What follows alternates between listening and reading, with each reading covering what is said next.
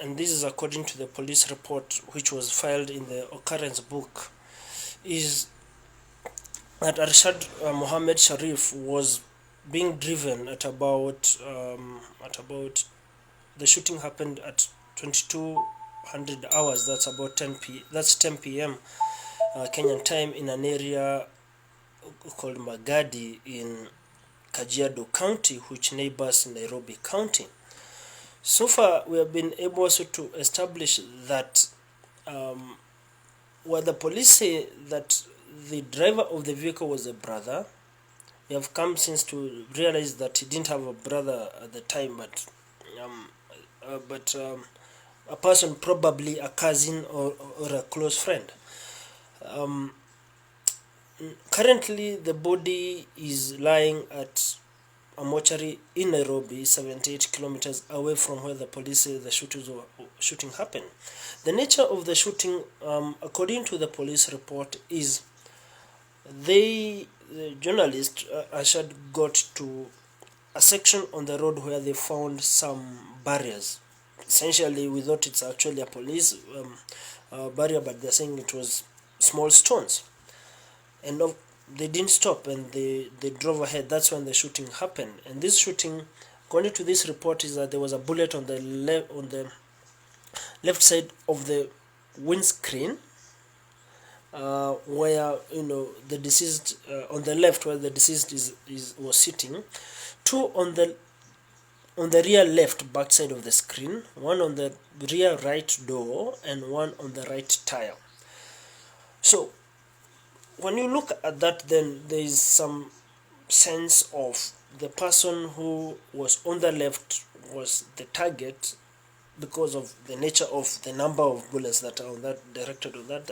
But without assumptions, then the gaps we are looking at is, even if you were to immobilize a vehicle, you don't really shoot at the occupants of the vehicle without any instigation of fire, because in Kenya there are laws of how the police are supposed to use their guns. That's the first question. The other question is,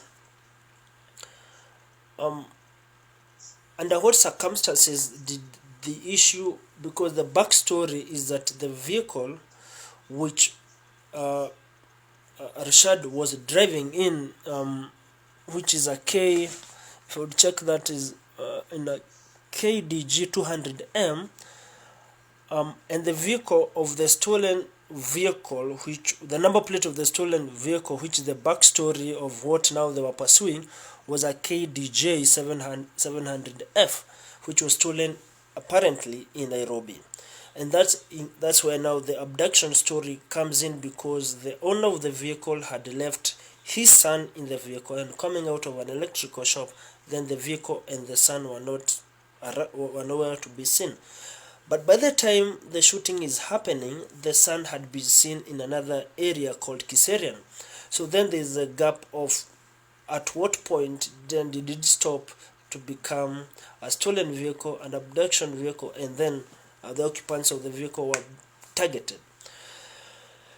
Already the Independent Policing Oversight Authority, which oversees the operations or any excesses of the National Police Service of Kenya, have issued a statement today morning. They have said they have dispatched a team to investigate that which they called an alleged police shooting. The statement earlier I'm quoting had also indicated the shooting involved General Service Unit officers, who are called in Kenya GSU. And what also we know is that the body of ارشد now was found at a mortuary called Chiromo Mortuary, which is in Nairobi, about 78 kilometers away from where the police said the shooting happened.